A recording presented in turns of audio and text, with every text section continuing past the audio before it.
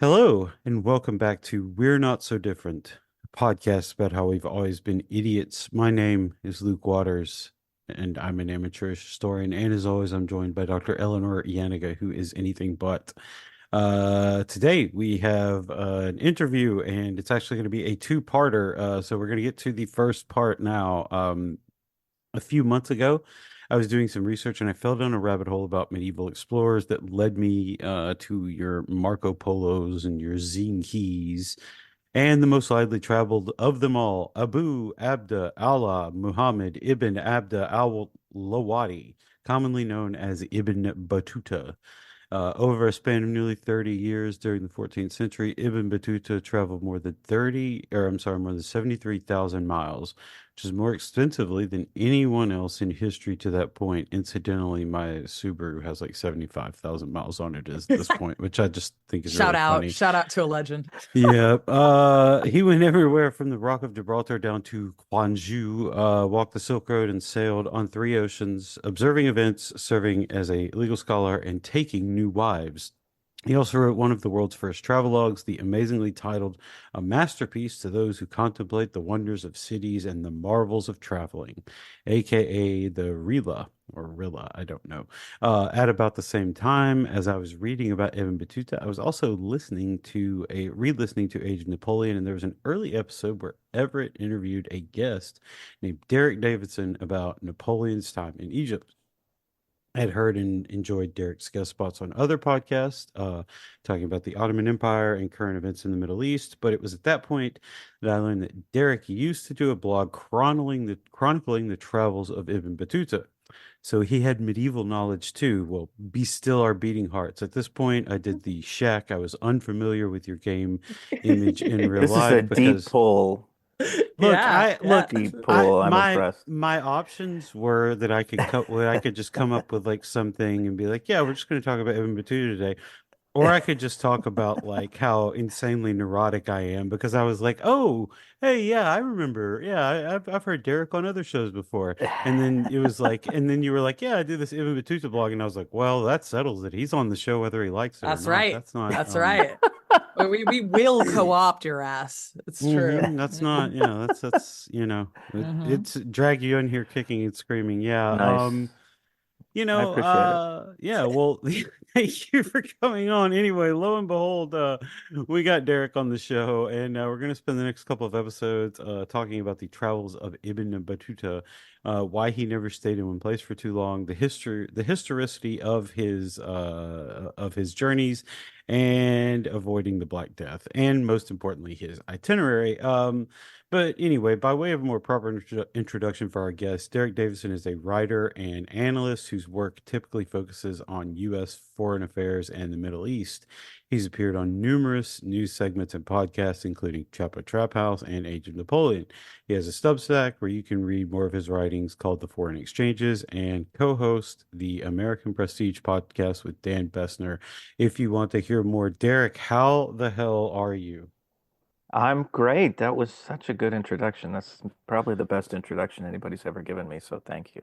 He's Well, a good you hype know, man, our I, Luke. I, I mean, like if we're gonna have someone on the show, like I'm like, we're gonna have fun with it. And also, like, I don't know, it just seems like the thing you should do if you bring Bros someone on gassing up here. I bros, Yeah, appreciate it. Yeah, Yeah, yeah, yeah. absolutely. I'm Absolutely. always here to always here to gas someone up. So The yeah, old Ibn Battuta blog, that was one of many s- failed projects. Look, So listen, do you know I'm what impressed that you pulled it. this is one for, everyone who's constantly like getting onto me and being like, "Wow, I'm interested in getting into public." His answer is you have several weird little projects until one Yeah, hits, okay? till Like, something happens. That's right. and I can't tell That you seems why to one be will it, hit, but period. Not just in yeah. public history, but in general.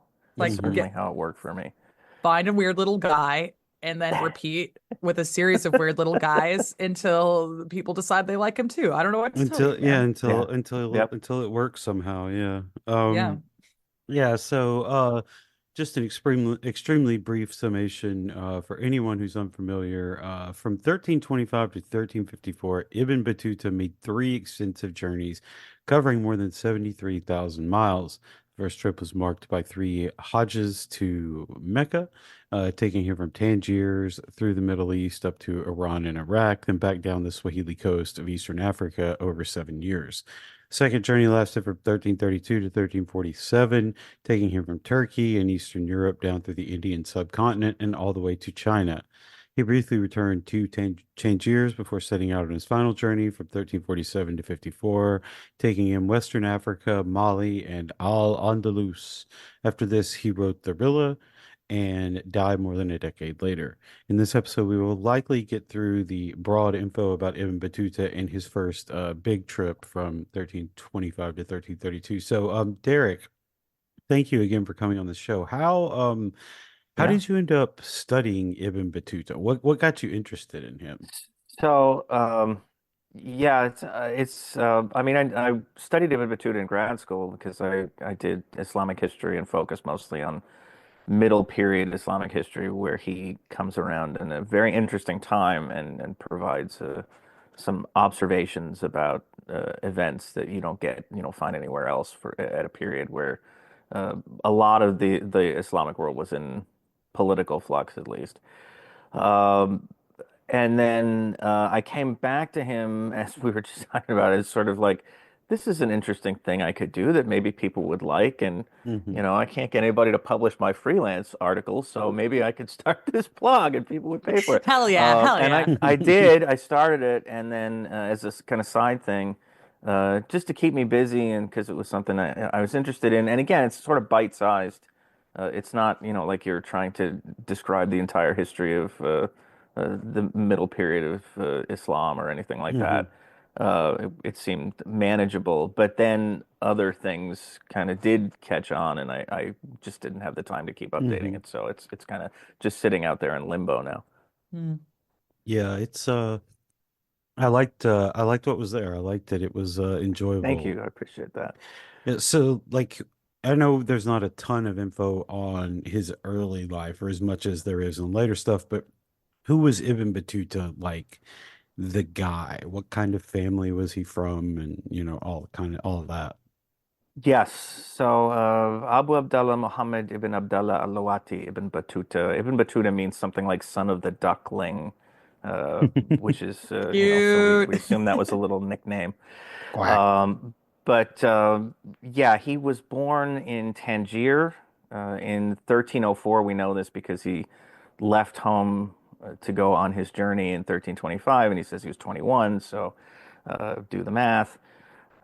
He was not significant enough, as you say, for people to be paying attention to his early life. And so what we know about his early life comes from what he tells us in the Rihla, which is dictated to a ghostwriter. We can talk about that when we get to that point. But um, so we only really have the details that he allows us to have. He was Mhm.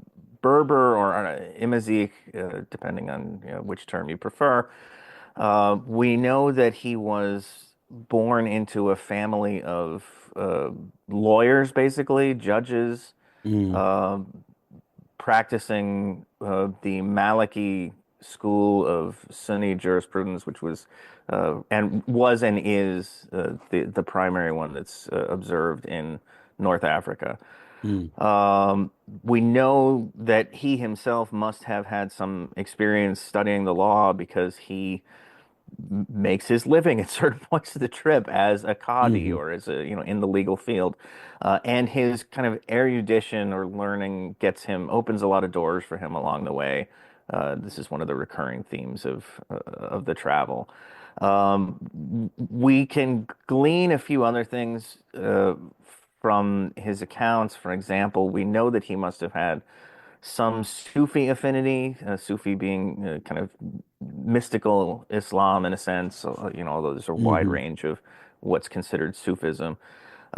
We know this because he seems very fascinated by Sufis. He stays in some places in Sufi lodges. He seems to get along well with Sufis. He's very interested in kind of ascetic holy men, not enough to become one himself.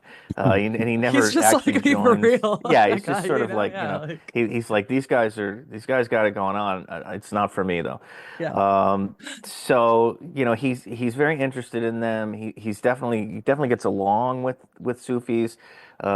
He keeps asking for like their clothes, which is a funny thing. Like he's really into like the robes that you get when you're one of the devotees, and he's, at certain points he's like, could I please have one of these, or could I please have? He asked one guy for his skull cap, and so he's very interested in this stuff. That's Definitely awesome. not interested enough to become one. But we know he must have had some background with the Sufis or some interaction with Sufis before he left home. And that's pretty much it. The rest of the details that we get of his life come during the story. For example, his many marriages and divorces, a couple of kids that he has along the way, one of whom he just leaves behind. The other actually dies in infancy. Mm. Um, we know,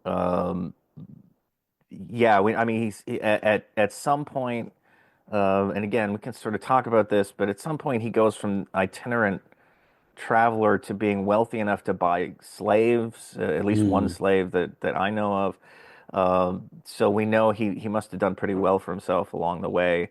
Um, Beyond that, yeah, it's not we don't have a lot because it's not really set up to be autobiographical. The text is supposed to be a travel log. It's supposed to be a geographical guide for Hmm. people, and a piece of literature, which is part of the reason why it gets ghost written and they don't just ask him to write it himself.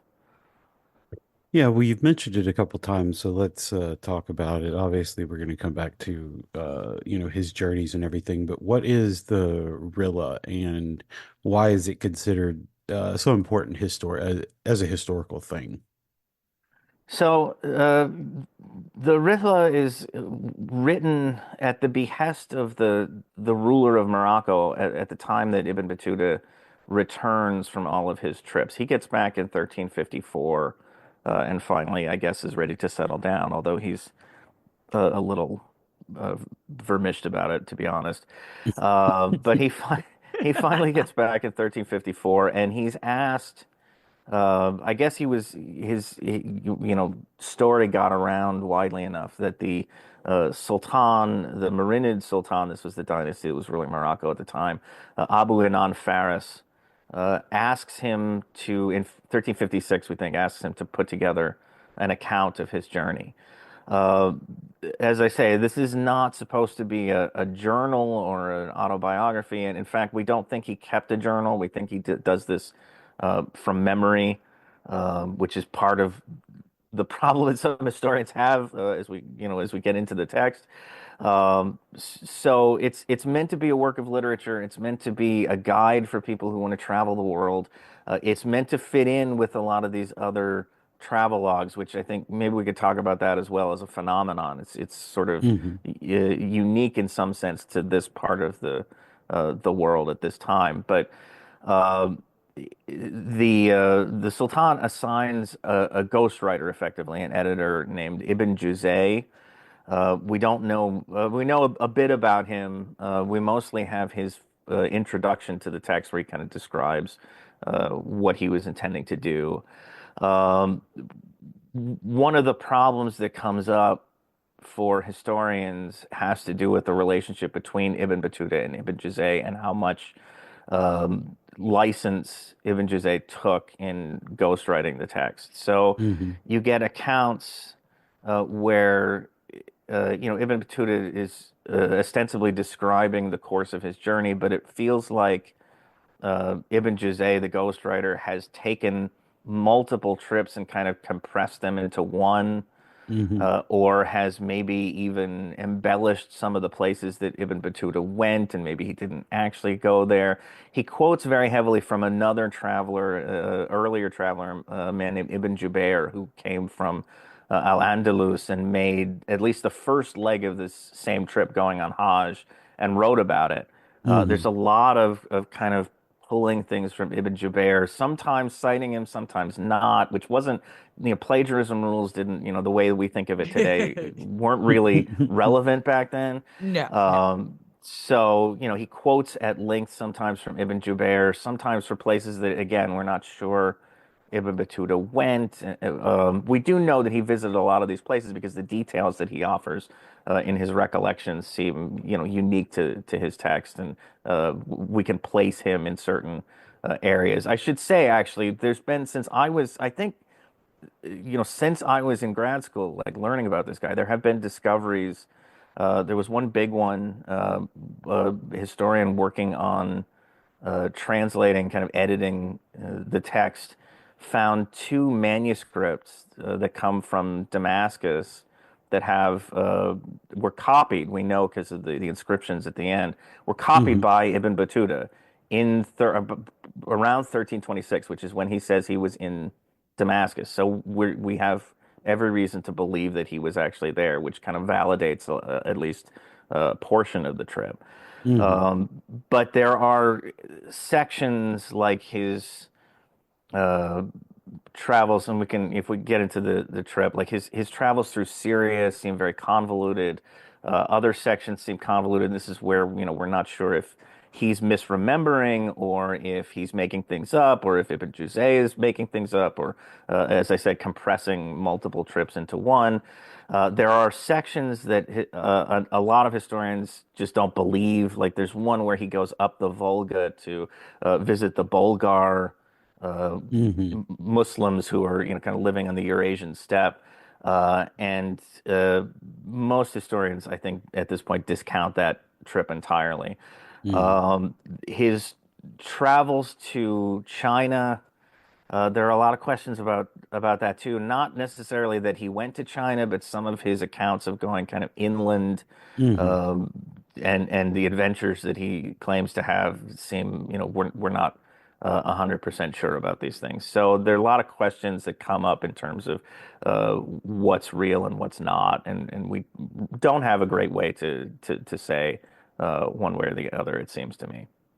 Okay, so sorry, just to jump in with a question there. So Yeah. it seems to me, what I would, as more of an outside observer, but we see a lot of this within European travelogues, more from the 15th century, though. Obviously, like it takes them, it takes Europeans 100 years to do anything. Yeah, they're 100 years behind Yeah, everything at this just point. 100%. Yeah, but when they get into it, there is this kind of ideal, as you're kind of hinting at here, that there's a way to write a travelogue, right? And that all travelogues kind of they include various things. So for example, like you're going to need to go to Jerusalem, things like that. You're Right. going to need to remark upon certain different things. And we see differentiations from that in terms of like who's talking about what and where. Um, but can we say that that is sort of what is happening here then? Is Ibn Battuta saying, oh, it's a travelogue, so I've got to get these things in?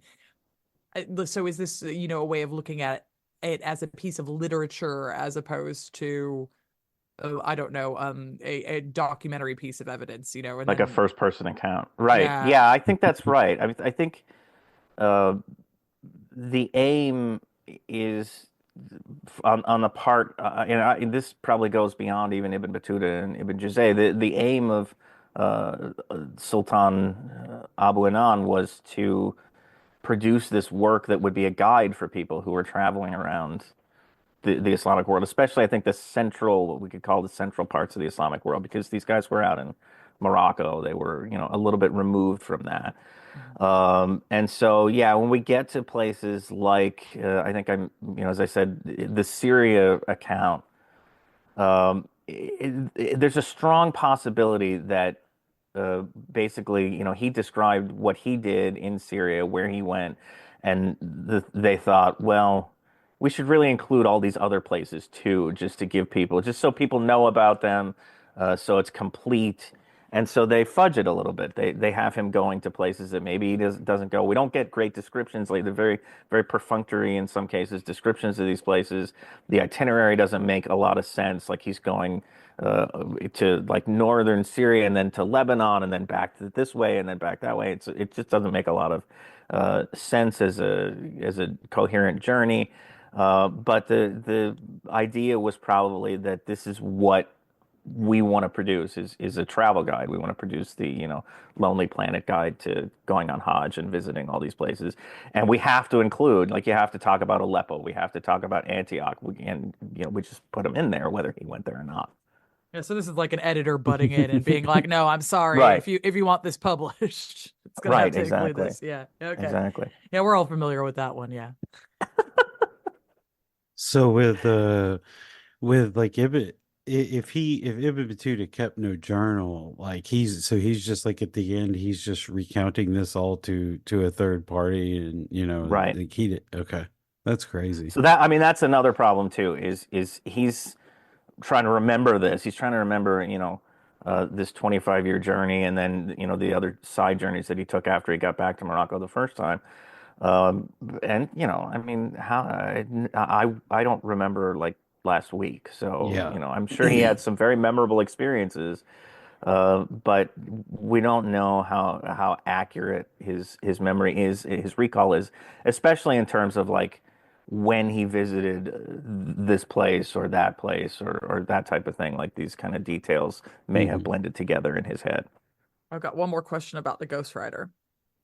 So, Yes. like, I'm not shocked to see a ghostwriter, right? Because they be popping up all the time because people are not always literate, and by that I don't even mean they can't read, but it's so common that people can't write, Yeah, at least for exactly. lengthy periods of time. So, do you think that this is more of a situation where the Sultan is like, well, this is my guy, and he's gonna be writing now, or this is like an Ibn Battuta can't write this for this length of Well, time? yeah, that's a good question. I mean, we know that Ibn Juzay was a writer. Like he was professionally, this is, what he did. We don't know with Ibn Battuta, and probably it was. I mean, it might have been some combination of like, I'm comfortable with this guy. Like I'm the ruler. I get to say what happens here, and I'm comfortable with this guy. I know he can write. I don't know if you can write or not. So we're gonna have this guy take care of it and produce something that's very literary and impressive that'll last. And it does seem to have been fairly popular at the time based on the number of manuscripts that have survived. We think, probably it was relatively widely read. It wasn't discovered in Europe until the 19th century, really, but Mm. it must have circulated to some degree.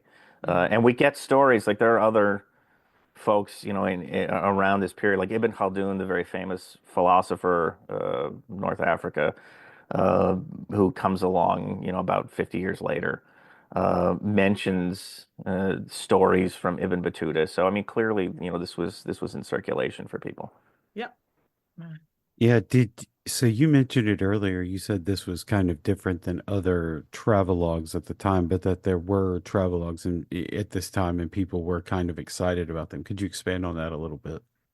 Yeah, this is, I mean, it's obviously a broader phenomenon, but it's one that we have pretty good, we have a lot of these kinds of accounts in Islamic history, and many of them seem to come out of this part of the world. They come Hmm. from, people in the Maghreb or the Western North Africa, Morocco, people in Al-Andalus, who are, especially when we get into kind of the 14th century, the centers of learning and scholarship in Al-Andalus are on the decline. They're waning.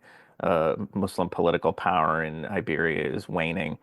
And so there's a big kind of gravitational pull for people who are learned and want to become more learned or are interested in these sorts of things to go east, to go to,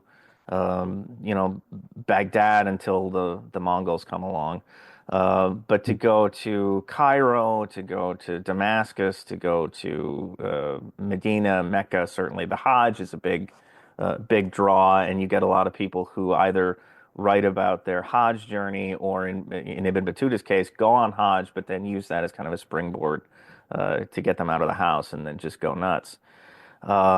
So yeah, this is there's a rich tradition of this from this particular part of the world. We do have other stories like Ibn Fadlan, is very famous travel writer, who's much earlier, he's on an embassy from the Abbasid Caliphate to go, talk to the Varangians. He winds up with the Rus and kind of that part of the world.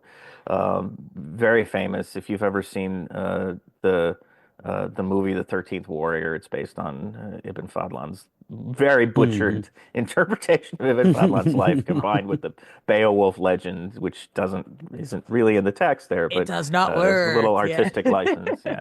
Yeah. So yeah, I mean, there's a lot of this that goes on, but there does seem to be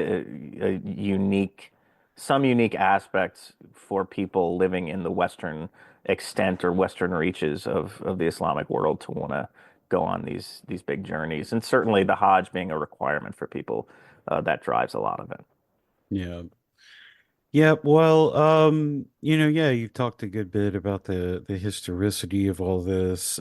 Is there anything else you wanted to say on that before we get started, or just that, parts of it have been questioned, so we need to kind of be even more suspicious? Yeah, I mean, I like to view it as a nice story. I mean, Hmm. I'm very much in the amateur historian camp myself, and Hmm. so like the specifics of like, is this thing real? Did he actually make this trip? I mean, that's important, but I like to just read it as it is and kind of go with it. But yeah, there are places I think we'll talk about as we talk about the journey, but there are certainly places where it stands out, like it really seems to stick out that something's not right about this account.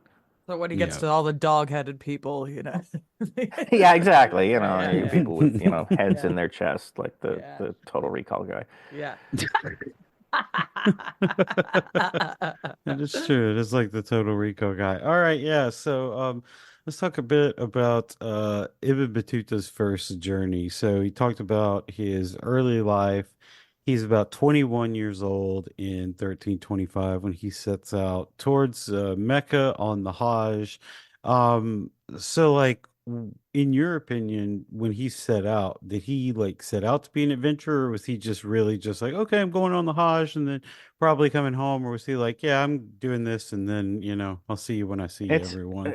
it's a really good question. There's some reason to think that he may have had in the back of his mind, like, I'd like to see the world and kind of, Hmm. the Hajj was clearly, up until at least he gets to Egypt, I think the Hajj is clearly the thing that's pulling him along. And the reason I say that is because the text is somewhat perfunctory up to that point. Once he gets to like Alexandria and Cairo, you get these passages like, "Oh, wow, what a great city, and this is lovely." Hmm. And he really becomes more of an observer.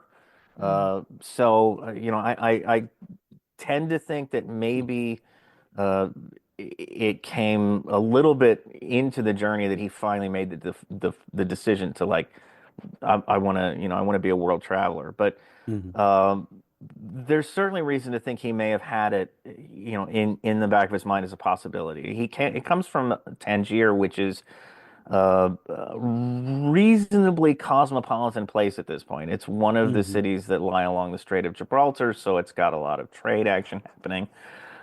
There's still a lot of connections. They're declining, but there's still a lot of connections between uh, Morocco, kind of North Africa, and Iberia at this point.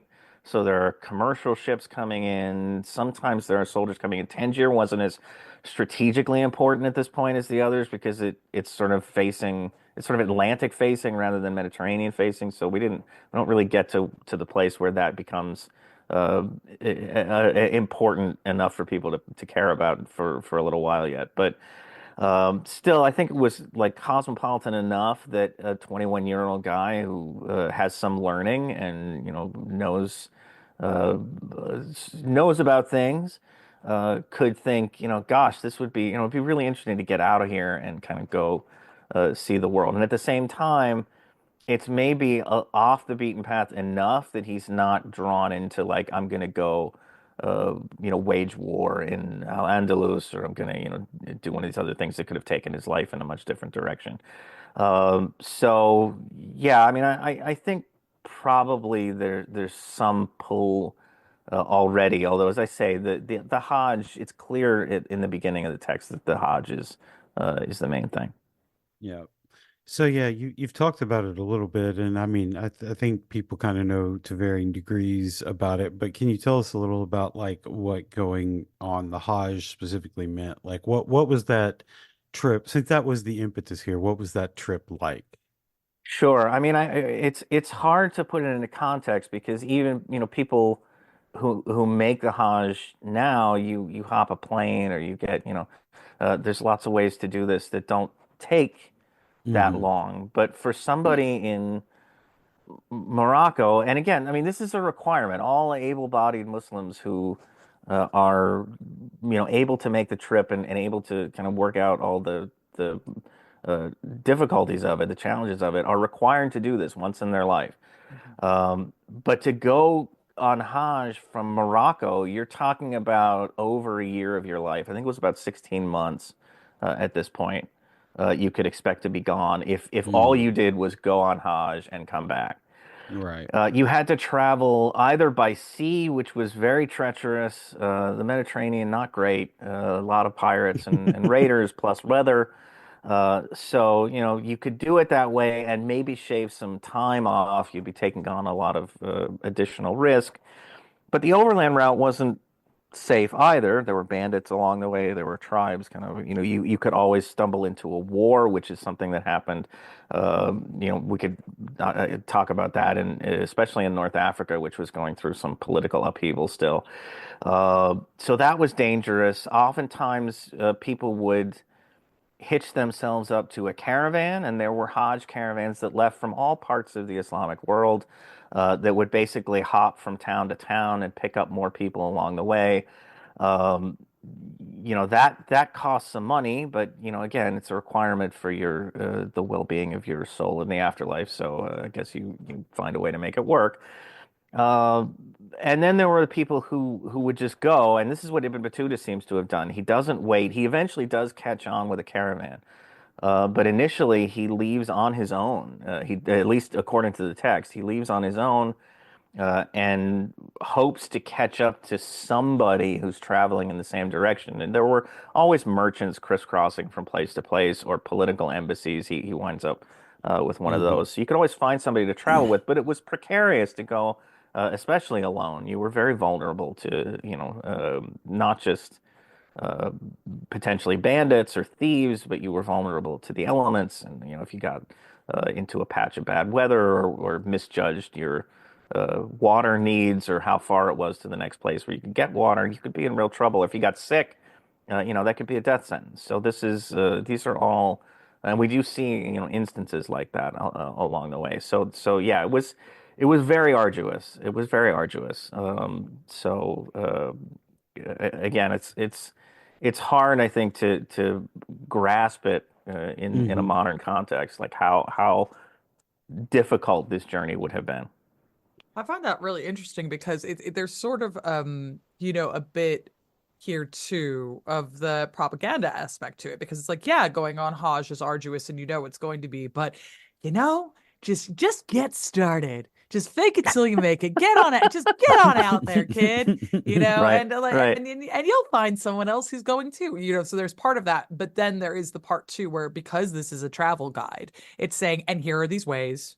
Like, here are some people that you might find if that's what you end up doing. Okay, so you don't Right. have enough money to, it's the equivalent of like a bus holiday now, or like a cruise, right? Like, oh, so if you can't like get on the Yeah. specific Hajj caravan, I get it, but here are these ways of finding these other things. So it kind of Right. reinforces the necessity of doing this and the possibility of it, even if it's kind of Right. wild. Yeah. Right. And I mean, especially in the early parts, you almost get the sense that he's not treating it as the arduous, year-long expedition to Mecca, but just like, I'm going to get to the next town. Like that's all Hmm. I'm doing here. I'm just trying to get to the next place where I can get supplies and take care of my needs. One of the one of the things that's interesting about Ibn Battuta, I could say this now, I guess, uh, because he's a man of some learning, and you know uh, I think especially that he's learned in the law, which is a big deal in a lot of places. Like they like people who know the law because you can be very useful. Uh, because of that, he gets receptions in the places that he goes that I don't think the average traveler or Hajj pilgrim would Right, necessarily yeah. get. Like he's Uh-huh. given gifts, and I mean, there were institutions set up, and this was a common thing for almsgiving for travelers, especially for pilgrims on Hajj, was a common thing. But I don't think most of them would get to like dine with the governor and get, a nice new cloak and a couple of dinars, which happens to him very early on. And so he is sort of describing how you can do this journey, but I think a lot of it is maybe out of the reach of the average pilgrim, not necessarily, which who would not necessarily, admittedly, be reading this text because they wouldn't be literate. But so he's maybe describing it for a certain class of people Hmm. how you can do this. Yeah, I like Well, the I mean, idea that they. same old, right? Like that's what Lonely Planet is, right? Yeah. Exactly, exactly. Yeah, and he's funny because there's a definite correlation between how nicely he's received in a certain place and his opinion of the people there and his opinion of the like notables that he talks to is definitely related, definitely correlated to did they take me out for a nice meal and give me some goodies to go on my way. Well, yeah, you gotta that's how you know whether you like the place or not. Just like nowadays, like if I'm not getting a swag bag, it doesn't Exactly, matter Oh to yeah. exactly. Oh me. yeah. I don't even leave the house for less than a swag bag. Yeah. Yeah. For sure, for So sure. so he's in Mecca hanging out, but then after that he decides not to go home and he decides instead to go towards Iraq and Iran and the Ilkhanate, which at this point Kublai Khan had died in like the 1290s, and that meant that the mass breakup of the full Khan Empire was kind of in swing. So, like, why did he decide to go up there? And seems kind of dangerous, in my Yeah, we don't opinion. know. We don't know why. But this is the point where you can definitively say he's decided he's not going home and he's going to have a Yeah. have a world party. Um, like everything else to this point, he goes through North Africa. He gets, as I said, he catches on with a caravan and actually gets his first job as the Qadi in the caravan, the judge, Mm. because these caravans were like moving nations or moving cities. So you had to have government, you had to have all these Hmm. institutions to go along with it, and so he hooks up and goes through Egypt. He tries one way to get to Mecca, and he was forced to turn around, and so he gets this is in it's in Egypt actually. I should mention like he gets a couple of encounters with these holy men who give him prophecies supposedly. I mean, they could be post diction, but one of them. One Sufi that he runs into kind of looks at him and says, "When you get there, tell my brothers in India hi for me." And he's sort of like, what, what are you talking about? Like India? What do you mean? And so he kind of takes that on board. There's another guy who, as he's going south to try and catch uh, the sea route to from southern Egypt to Jeddah, tells him you should turn around because if you don't go through Damascus, you're never going to make it to Mecca. And he winds up having to turn around. He doesn't actually listen to the guy. He tries to keep going, but there are political issues. He can't keep going, so he has to turn around and go through Damascus to get to Mecca. Uh, but yeah, he gets uh, all the way here, and you can sort of see, as I mentioned earlier, you can sort of see him getting more interested in the places that he's visiting as he goes. Like he doesn't seem to have much of a memory of Tunis, for example, but once he gets to Cairo, it's like lavishing the city with praise. And Cairo was probably at the height of its, or one of the heights of its uh, prestige and authority at this time. Mhm. He does go on the first Hajj, and and then makes the decision he's going to go to Baghdad. This seems to be the goal. He wants to join up with a group of pilgrims who are returning to Baghdad. So Baghdad, at this point, was definitely not the city that it had been. When the Mongols came through in 1258 and sacked it, dumped the library into the river. It was still recovering Haha. from this. Yeah. Uh, that's yeah. The story, the line there is the Tigris ran black and then it ran red. It ran black with the ink of the text that they dumped Mm. into the river, and then ran red with the blood of all the people that they killed. Classy stuff. So he decides he wants to go to Baghdad, and he is interested clearly in kind of these places that have historical import that aren't necessarily important anymore. And Baghdad was still somewhat important. The Ilkhans rebuilt it partially. They made it into their like winter capital. So their capitals and for Mongols, the court's always on the move anyway, but they would tend to uh, kind of winter, or they would summer in the north in Tabriz or Sultania, and then in Mm. the winter time they would come south to Baghdad and hang around Baghdad. So he does make this decision to go to Baghdad, but he does it in a somewhat circuitous way. He goes north with the caravan to Najaf, which is the place where Ali, the fourth caliph and the kind of central figure of Shiism, is buried. And Ibn Battuta doesn't have any truck with Shia. He insults Shia consistently throughout the text. He's really not a fan. Okay, right. But Okay. Ali is a figure of veneration anyway for most Sunnis because he was the son-in-law and cousin of the Prophet. He was an early convert. So he does go and kind of, visit the tomb and spends a little time there. But then he breaks away from the caravan, which is heading to Baghdad, and decides to go on this side trip. He goes to Basra, which is another city that had seen better days, but had a rich tradition, intellectual tradition. And then kind of heads north via Iran. He goes through Isfahan, he goes through Shiraz, and then finally heads to Baghdad. So, he's definitely on something at this point. Like he's not just, he's not being purposeful anymore if he wasn't Mhm. it was prior to the first Hajj. He's definitely kind of meandering at this point. Yeah. Yeah, and so he hangs out up there for, a certain amount of time, and then swings back down because, it's time for another Hajj. It had been too long, and he makes it back, in 1327 he makes it back for the second Hajj, but Right.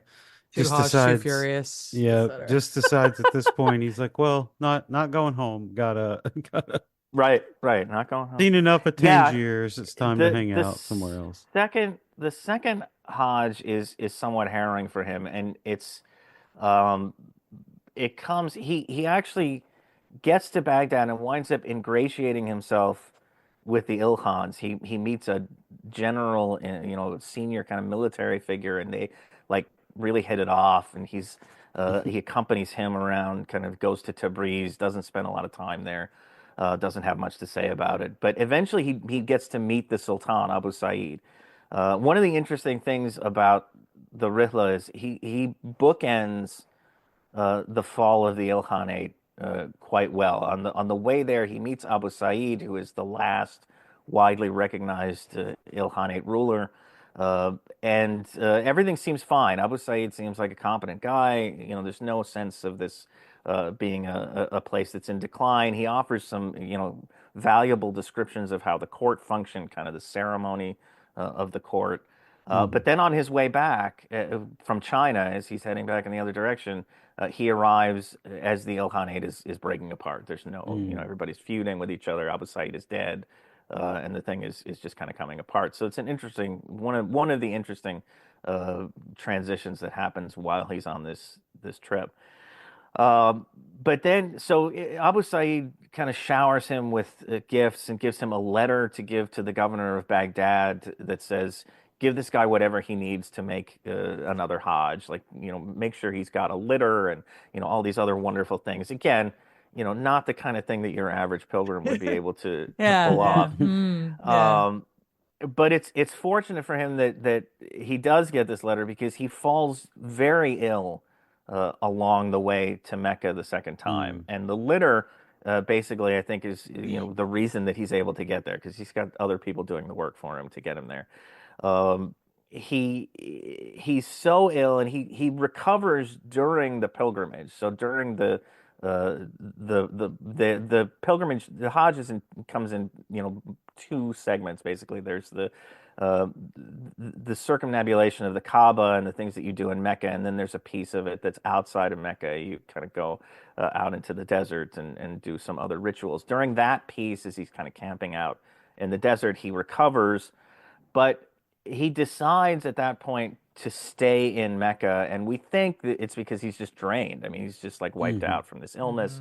Mhm. Feels like he was lucky to get through it, and decides to take a break. Now, this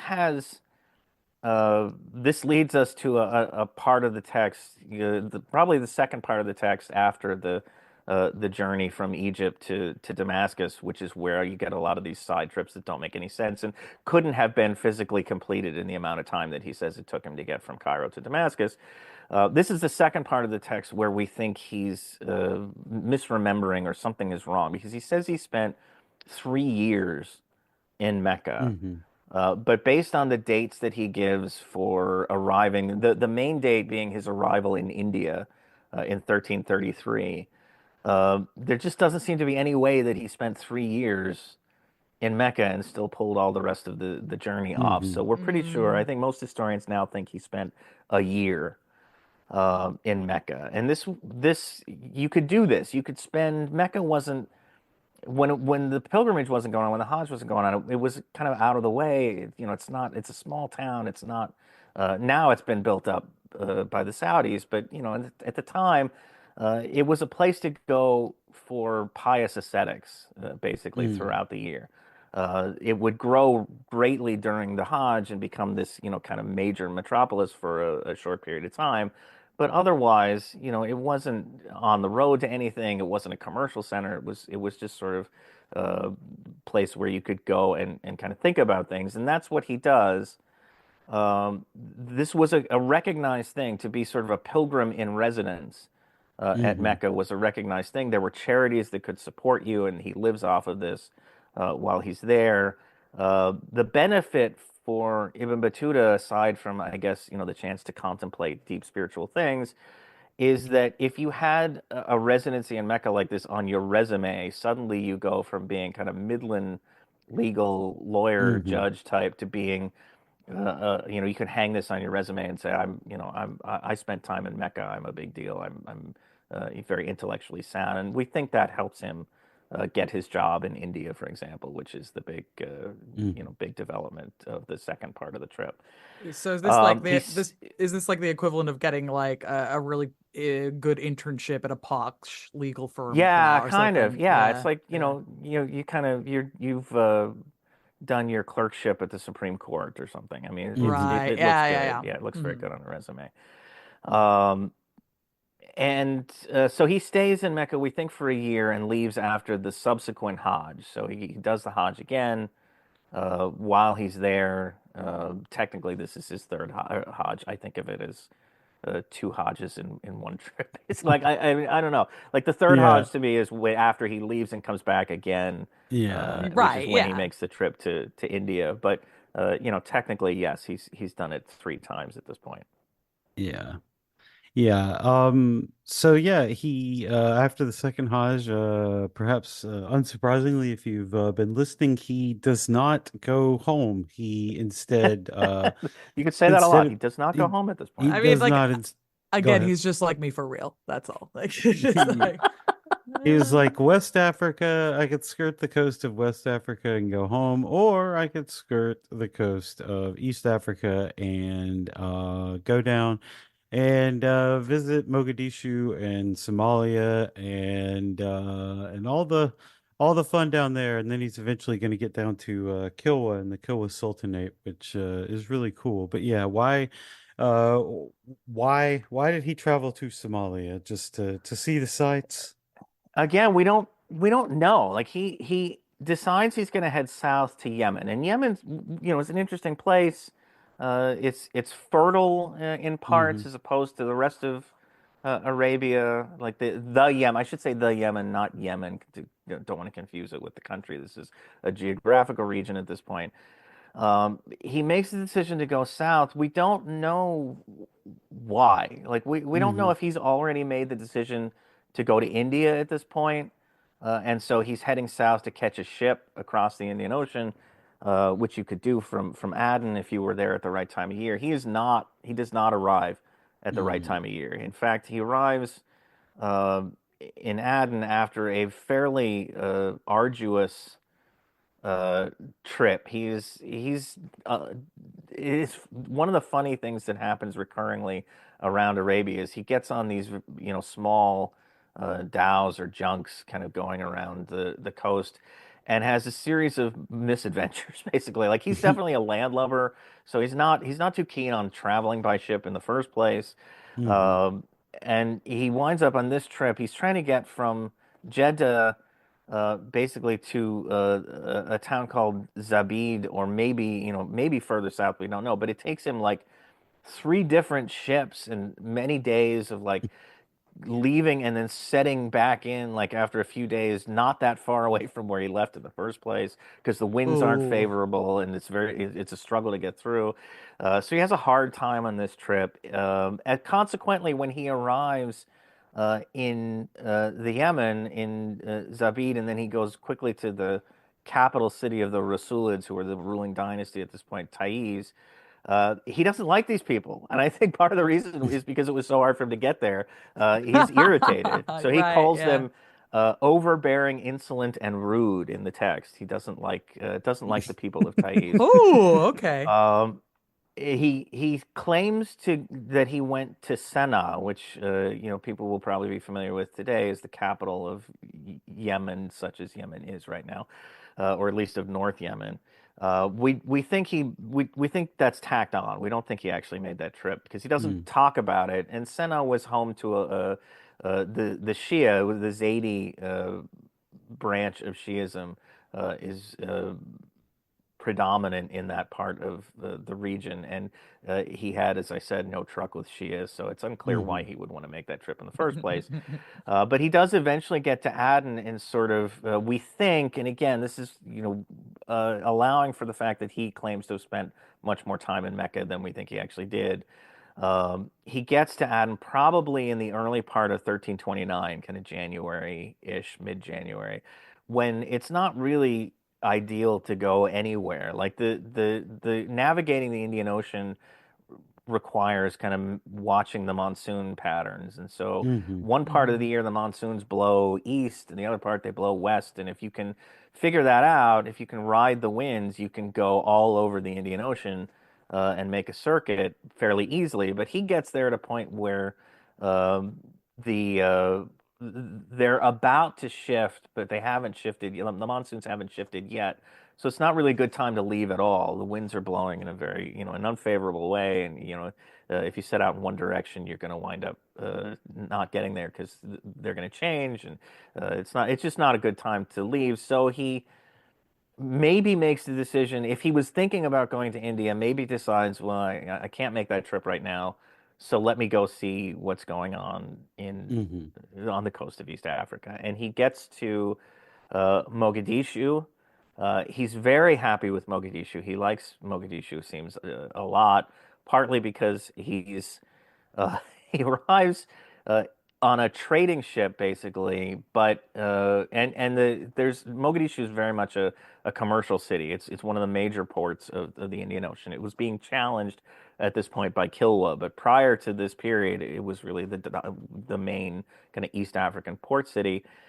And so they had this system worked out where the merchants would arrive and like people would come out of their homes and be like, "Oh, here, let me help you. I can be your manager while you're in Mogadishu," and then they'd charge them an arm and a leg to kind of facilitate trade and take care of them, make sure they had enough to eat. So I mean, the ship comes into port and all these people come out to kind of get their business taken care of. But Ibn Battuta is ushered because the people on the people he's traveling with say, this man is not a merchant, he's a Qadi, he's a smart guy, he's an intellectual. And the governor kind of, or the I think the chief Qadi of Mogadishu comes out and kind of ushers him in. He's like, no, you come with me, and he takes him to the palace, and he gets feasts and this grand welcome, and so he's very happy with how he's treated there. Um, Eventually, he leaves Mogadishu and goes further south to the Kilwa Sultanate. And this is one of the interesting uh, points of the trip because Kilwa is at this point becoming the boom center of East Africa. It's reliant, Hmm. it's sort of the Kilwa Sultanate it's really more of a commercial enterprise than anything else. It functions as middleman in a trade network that goes from Arabia to India and China. Finished goods come to Kilwa and are traded for ivory and gold, basically. So this is a big network, and the Kilwa Sultanate benefits from this and is eventually able to surpass, arguably, Mogadishu as the main commercial center in this region. Hmm. Uh, Ibn Battuta likes this place too. He praises the Sultan as a pious man. There's a lot of that in the text too. Like he's definitely into pious men. If you're a good guy who treats him nice, you must be a pious Muslim, and that's a good thing as far as Ibn Battuta is concerned. Yeah, it's Uh, one of the pillars of Islam is specifically being nice to Ibn Being Battuta nice to Ibn Battuta, that's and right. giving It's him and it's giving a him little requirement. presents. Yeah, yeah. So It's yeah, that's kind of the culmination of this part of the trip. He spends a few weeks in Kilwa and then makes the turn back. The seasons have changed, so it's safe to head back in the other direction. And he heads back to Arabia. Yeah, you mentioned it, that another thing that that Martin Luther, wrote about before before he converted or, split off or whatever you want to call it, was that like people in towns just weren't they didn't feed the monks well enough. The monks who wandered around and they didn't feed That's right. them They well didn't give them Real enough. And streets. problem. Yeah. Yeah. yeah, they didn't he couldn't do that. So like, it's not so different across, time and space and religion and everything Everybody because it's likes like to be treated nicely. yeah, Yeah, everybody wants to be absolutely. treated nicely and have someone pat you on your head and tell you that you're a good either monk or Islamic legal scholar as the case may be. Yeah, so the end of this first journey, I think, is about where we're going to wrap it up today. He's going, Mhm. as you mentioned, he's going to in the next few years go to India, and he's going to meet the Yes. Sultan of Delhi, Mohammed bin Tughlaq. And yeah, so like, So there. what's the you know why is he going to make this huge journey, not just around the Middle East or Northern Africa or whatever, but all the way to the subcontinent?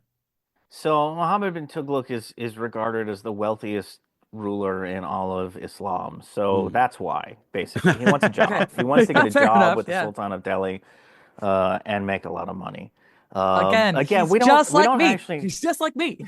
exactly. So we don't actually know when he makes this decision to go to India. He has another opportunity to do it at this point. He gets back to Arabia. He winds up in the port of Dhofar, which is in western Oman today. Hmm. And he could continue on to India at this point, but instead, after complaining about how dirty the city is and disgusting, how disgusting the bazaar is, which again I think is because he just got off a ship and he's in a bad mood, and also I guess it probably smelled like fish. Uh, Not he in a port. My decides, God.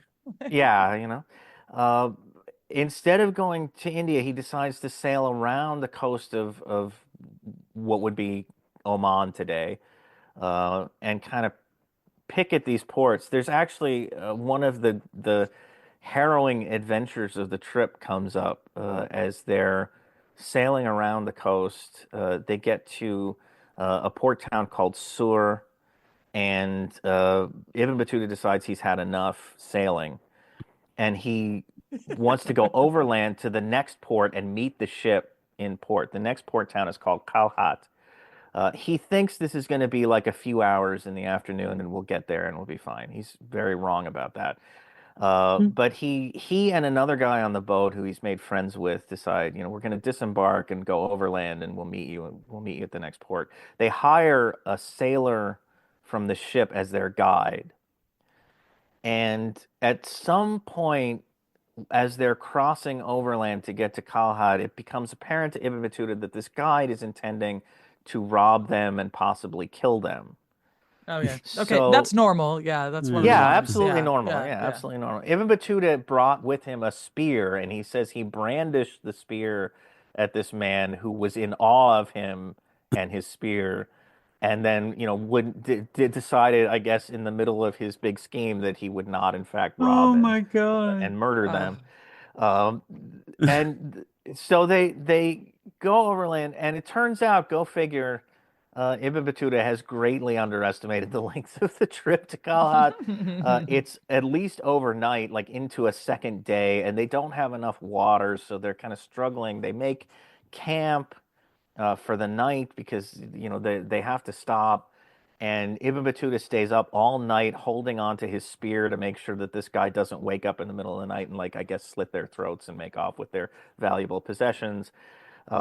He grew says, in up playing fact, with a like spear, etc. he says, like every time the guy stirred, I said something to him so that he knew I was awake, and it's just very intense, kind of adventure. He finally gets to Kalhat and meets up with the boat, and I guess gets his other goods off of there, and then goes on this another part of the journey that where the itinerary doesn't make a lot of sense. He goes on this weird kind of back and forth zigzaggy journey where he's first he goes a little bit inland, and then he goes to Hormuz, which is an island in the Yeah. Persian Gulf in the Strait of Hormuz. Then he goes kind of up the Iranian coast, and then he crosses back over to Qatif, which is near Bahrain, and finally decides he's going to go. I mean, maybe this was the goal all along. Again, we don't know, but he finally decides to go for a fourth Hajj, and kind of cuts across overland, cuts across the peninsula, Hmm. and does his fourth Hajj. At which point he resolves definitely he's going to India, um, but he doesn't go the normal way to India. Like normally you would take a ship at this point. Like you would go to Jeddah and do the same thing he did the last time he went on Hajj. He would sail south to like Aden and go Hmm. across to India. But he decides that he doesn't have anybody to introduce him at court, and he's not going to get anywhere with Mohammed bin Tughlaq if he doesn't have a formal introduction at court. And he can't just sail there directly because he'll just be wandering the streets, I guess, of Delhi trying to find somebody to be nice to him and make introductions. Instead, he's going to go all the way north to Anatolia and catch a caravan, a trade caravan to Delhi, and he assumes that along the way I will find somebody notable who can introduce me at court, and then I'll be able to ingratiate myself. So there's this. It opens up this whole other segment of the trip. That yeah, we've probably given people more than they wanted at this point, so we can talk about that next time. But that's where we leave him, is sort of heading north. He retraces his route to Cairo and then goes north to Latakia and catches a little ship over uh, to Anatolia.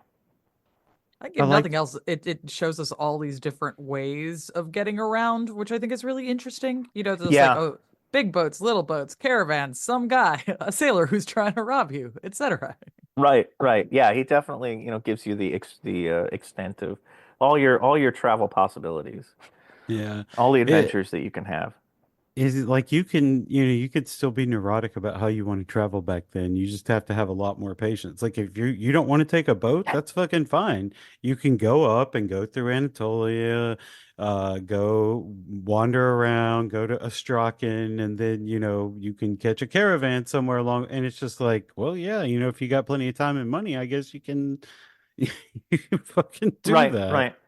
I mean, even before he gets to Mecca the first time, when he's in Cairo, he kind of does outline for people the various ways that one can get from Cairo to Mecca, and there are at least three of them. He Hmm. attempts the least common one, which is to go upriver and cross over to the port of Aydab and then go by boat Huh. to Jeddah. Um, he's unable to do it because the tribes at Aydab are in revolt basically against the Mamluks, who were ruling Egypt at the time, Hmm. and there's no ships leaving from port, so he has to turn around. And there's the direct route from Cairo over the Sinai to Mecca, but he decides to go to Damascus, which is the I guess third way you could go and catch the caravan from Damascus. Yeah. And I'm also just kind of struck of the idea of this old or older religious scholar being like, it was me and my spear. The Yeah, merchant right, had exactly. the Like merchant had a I held, scheme. yeah. Like he planned out this intricate scheme the whole way, and Right, then but the merchant's like, me and my yeah. spear foiled his big plot to You murder know, me. like Yeah. Okay. like the merchant was like brooding and big and scary. He's like, I'm gonna fucking take everything. Oh shit, he's got a spear. Oh, the Yeah, jig's he's up. We got gotta go. he's Like, got a board with okay. a nail in it. Like, what Yeah. can I do now? Oh Exactly, God. exactly. Well, Derek, thank you very much for coming on. We look forward to having you back for part two, to talk about the other two big journeys that Ibn Battuta took. But before we go, can you tell people where to find you, what you got going on? Sure, yeah. Foreign Exchanges is the newsletter, and I cover mostly contemporary things there. But www.foreignexchanges, all one word, .news. And then there is, as you mentioned earlier, the American Prestige podcast.